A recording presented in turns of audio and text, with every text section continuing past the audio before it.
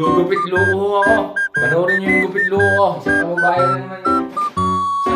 Isang kababayan ulo yung nabiktima ko. Tara o! Isang pagbati nga po pala muna sa inyo mga sir. Si Yastok Dobredenya. Isang maaraw, maulan, makulimlim, at mayelo kung saan mang sulok kayo ng mundo. Nakaloko na naman po ako ng isang kababayan natin. Nabiktima ng gupit luko. Ganyan lang ho talaga ang buhay mga sir. Lakasan ng loob. Kung hindi nyo susubukan, hindi nyo malalaman.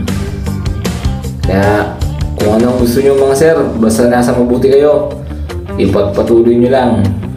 Minsan sa akin kakasubok, hindi maiwasang ma-scam. Ganun talaga ho ang buhay mga sir.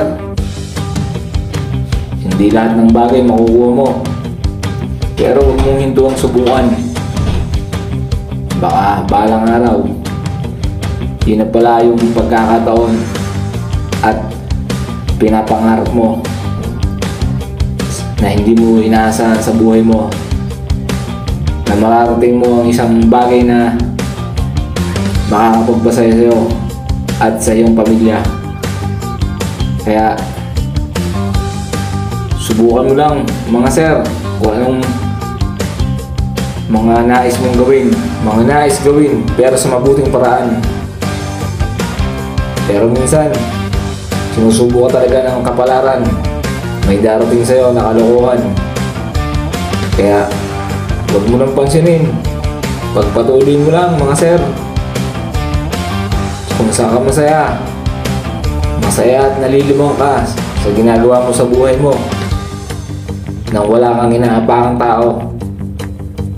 Hindi masamang gumawa ng ibang paraan para sa ikabubuti ng iyong kabuhayan. Kaya yung mga tao dyan sa paligid mo, huwag mong pansinin. Hayaan mo sila magtawa sa'yo. Apihin ka, pagsalita ka ng hindi maganda.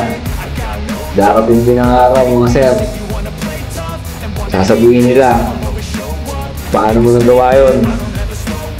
Hahanga sila nang hindi mo umukhang bibig nila. Pero sa puso't isipan nila, nagtatanong kung paano kaya nagawa niya yun. Samantalang wala namang nalagin sa buhay. Ang lupit ni sir ngayon, drama mode. Talaga pala akong napakahirap mag voice over. Kayo, sabubit mo ko. Yung anong tawag ko dito, ay bahala na kayo. Ang bang dito. Yan ang ginagawa tinatawag na French craft bonnet. Ang huwag sir. Dami to. Di ako yan.